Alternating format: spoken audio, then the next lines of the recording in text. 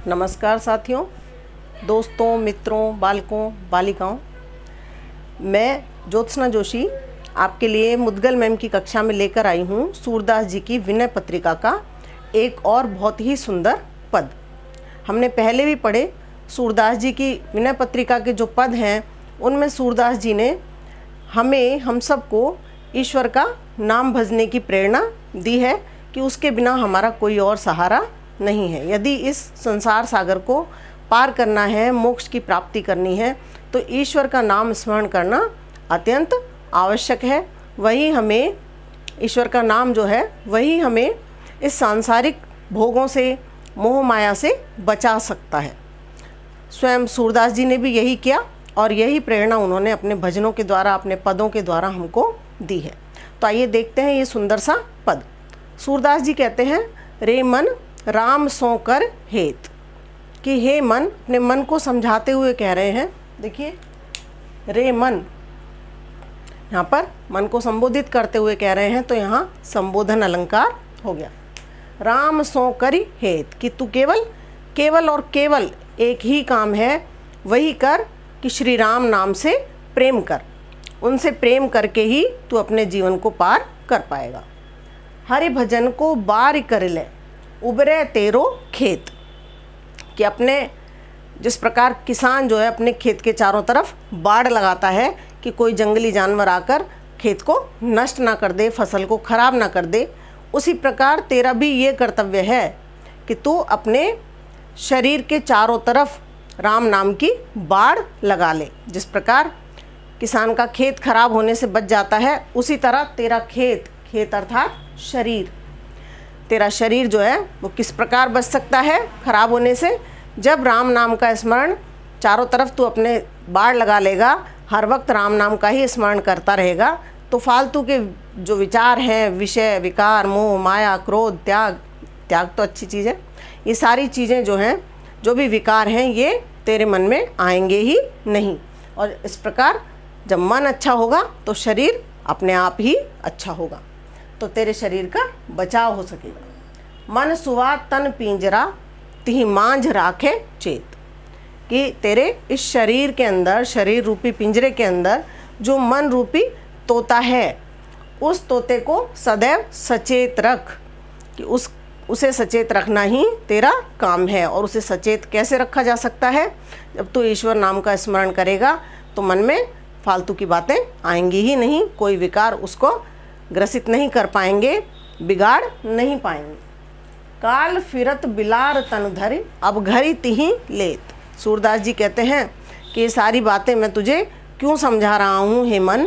इसलिए समझा रहा हूँ कि काल जो है, काल अर्थात मृत्यु जो है वो बिल्ली का तन बनाकर घूम रही है। बिलार अर्थात बिलाव, बिल्ली, और बिल्ली का शरीर धरकर घूम रही है। बिल्ली का शरीर किस लिए कहा उन्होंने? तुलना की है, बिल्ली का उदाहरण दिया है। जिस प्रकार बिल्ली जो है वो घात लगाकर बैठी रहती है अपने शिकार के ऊपर, और पल भर को ही शिकार की नज़र जैसे ही बची और बिल्ली ने उस पर आक्रमण किया, उसको दबोच लिया।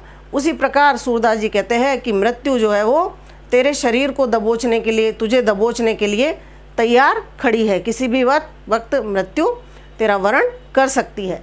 तो जब मृत्यु का वरण हो जाएगा उसके बाद तो तू राम नाम का स्मरण नहीं कर पाएगा। इसलिए समय रहते ही चेत जाना चाहिए तुझे, और मृत्यु का इंतज़ार नहीं, प्रतीक्षा नहीं करनी चाहिए। हम सोचते हैं ना कि जब सारे कामों से निवृत्त हो जाएंगे, जिम्मेदारियों से निवृत्त हो जाएंगे, उस समय भगवान नाम का स्मरण करेंगे। परंतु कहते हैं कि कल किसने देखा है, हो सकता है वो समय आए ही ना। तो इसलिए हमें आज ही जो है वो वर्तमान है, वर्तमान में ही जीना सीखना चाहिए। वर्तमान में ही जो हमें करना है वो हमें कर लेना चाहिए, भविष्य का इंतज़ार नहीं करना चाहिए। तो वही सूरदास जी समझाते हुए कह रहे हैं कि मृत्यु जो है वो बिल्ली का रूप धरकर तेरे ऊपर घात लगाए बैठी है, किसी भी वक्त मृत्यु का आक्रमण हो सकता है। अब घड़ी तिहि लेत, कि किसी भी घड़ी मतलब किसी भी पल, किसी भी घड़ी, वो पल निश्चित नहीं है, निश्चित तो है परंतु हमें पता नहीं है कि वो कब किस वक्त आने वाला है। तो इसलिए वो किसी भी वक्त आ सकता है। हो सकता है इसी घड़ी आ जाए, हो सकता है 4 दिन बाद की घड़ी हो सकता है 4 साल बाद की घड़ी हो, लेकिन हमें तो उसका पता नहीं है, इसलिए तू अपने मन को सचेत कर, ईश्वर का स्मरण कर। सकल विषय विकार तजी तू उतर सायर सेत। तो इस राम नाम के सेतु से ही सारे विषय विकारों को त्याग कर राम नाम रूपी सेतु से इस संसार सागर को पार कर सकता है। उतरी सायर सेत, यहाँ पर देखो अनुप्रास अलंकार आ गया। सायर अर्थात भवसागर और सेत माने सेतु। राम नाम रूपी सेतु से भवसागर रूपी समुद्र को तू पार कर सकता है। समुद्र को पार करने के लिए सेतु की आवश्यकता होती है। नदी तो फिर भी छोटी होती है, उसको तैरकर पार किया जा सकता है, लेकिन समुद्र अथाह होता है, उसको पार करने के लिए तो सेतु बनाना ही पड़ेगा। इस प्रकार श्री राम ने स्वयं बनाया। सूर भज गोविंद के गुण गुर बताए दे। सूरदास जी कहते हैं कि इसीलिए मैं तुझे ये गुर बता रहा हूँ। गुर मतलब मूल मंत्र, गुरु मंत्र, बहुत बड़ा मंत्र है ये। क्या है बड़ा मंत्र? कि तू भगवान का भजन कर, गोविंद का, श्री राम का गुणगान कर, उनके गुणों का गान कर, भजन कर।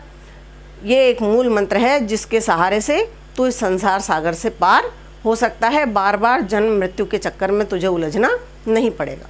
तो बहुत ही सुंदर तरीके से सूरदास जी ने हमें राम नाम का महत्व समझाया और किस प्रकार से हम अपने जीवन रूपी नौका को राम सेतु की सहायता से भवसागर से पार ले जा सकते हैं, ये उन्होंने बताया। आइए इसका विशेष देख लेते हैं, कला पक्ष देख लेते हैं। भाषा तो जैसा कि हम जानते हैं सूरदास जी ने ब्रज भाषा में ही लिखा है। उनकी प्रिय भाषा है ब्रज भाषा, तो पद की भाषा ब्रज भाषा है।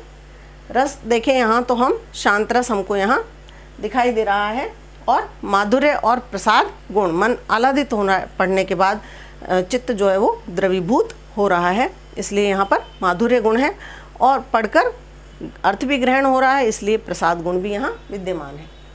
गेयता तो हम देख रहे हैं कि सूरदास जी के समस्त पदों में गेयता का गुण है, उनके पद गाए जा सकते हैं, इसलिए लयात्मकता कह लें या गेयता कह लें वो यहाँ भी विद्यमान है।